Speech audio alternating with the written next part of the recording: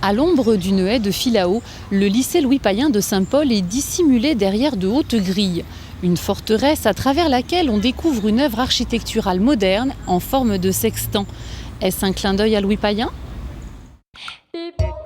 Est-ce que vous savez qui était Louis Payen ? Louis Payen, c'est un homme politique. Ah, le comte d'Élie, non. C'était un des premiers habitants de Saint-Paul. Il y a eu une polémique parce que soi-disant il était esclavagé, c'est là qui disent oui, il y en a qui disent non. Je ne sais pas si c'était la même époque que Madame Desbassins. Ah là, moi je l'ai oublié.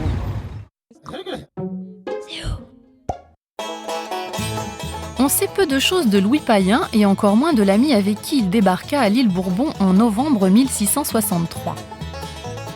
Originaire de Vitry-le-François, c'est de Madagascar que ce bourlingueur décide un jour de partir pour l'île paradisiaque, abandonnée depuis 1658. Louis Payen, son ami et une dizaine de malgaches, 7 hommes et 3 femmes, embarquent à bord du Saint-Charles, commandé par le capitaine Kergadiou. Payen est ainsi le premier résident volontaire de l'île Bourbon. Mais il n'en est pas de même de leurs serviteurs malgaches. 3 femmes pour 9 hommes, le conflit est inévitable. À peine débarqués sur l'île, les malgaches tentent d'assassiner les 2 Français, puis s'enfuient dans la montagne avec les femmes. Les 2 hommes s'installent près de la côte au lieu dit la grotte des premiers Français et bâtissent une case ainsi que des enclos pour les cochons et les cabris. Ils plantent tabac et grains. Kergadiou, de retour dans l'île 2 ans plus tard, découvre cette amorce de vie économique. Il parvient à faire redescendre des montagnes les malgaches et leurs enfants, les premiers réunionnais de souche.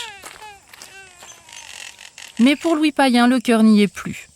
Le 16 février 1666, il cède aux ordres du roi la souveraineté du pays contre une juste rétribution. Puis il s'embarque à bord de la Vierge du Bon Port pour rentrer en France, où il finira ses jours en ermite.